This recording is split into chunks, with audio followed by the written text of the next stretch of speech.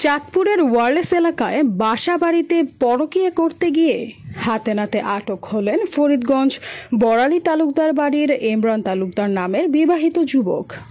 জানা যায়, ফরিদগঞ্জ উপজেলার পাইকপাড়া দক্ষিণ ইউনিয়নের খুরুমখালী এলাকার প্রবাসী স্ত্রী পাটোয়ারির বাড়ির মেয়ে আসমা আক্তার দীর্ঘদিন যাবৎ ধরে ইমরান তালুকদার নামের যুবকের সাথে পরকীয়া করে আসছে। পরকীয়া প্রেমের সুবাদে নিয়মিত আসমা আক্তারের বাসায় যাতায়াত করতেন ইমরান তালুকদার। এদিকে আসমা আক্তারের দুটি সন্তান রয়েছে। ইমরান তালুকদার দীর্ঘদিন প্রবাসী ছিলেন, বিদেশ থেকে এসে বিয়ে করেন। বর্তমানে একটি প্রাইভেট কোম্পানিতে চাকরি শুরু করেন। তারও একটি সন্তান রয়েছে। 27 জুন বৃহস্পতিবার রাতে এলাকাবাসী আটক করেন এই পরকীয়া যুগল।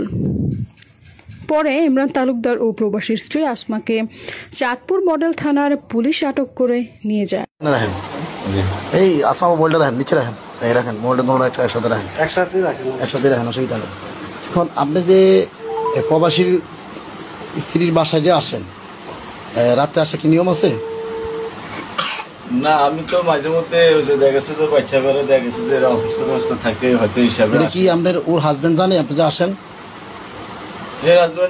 আপনার বললে ওর হাজবেন্ডে আসতে পারে, ওনার বাচ্চা যদি অসুস্থ হয় তাহলে ওনার বাবা তো আছে, বাবা আপনার কেন ভাই একটা ওই নারী গঠিত কেস, এটা হচ্ছে ইয়েতে বাসা আমাদের 13 নম্বর। আপনার হাজবেন্ড জানে ওনারা যে উনি যে আসে?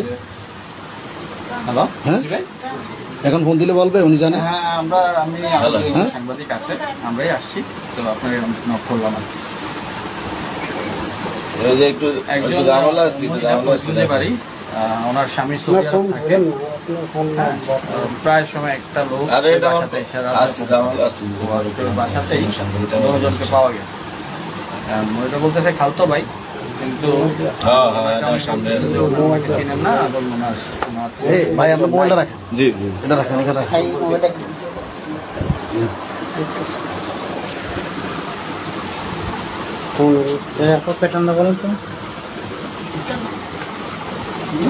থাকুক না, এটা রাখেন,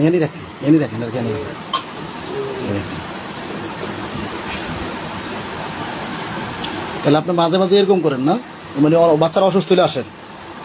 এই যে মাঝে মাঝে অসুস্থ আছে, আমি দেয়া সাক্ষাৎ করি যাই।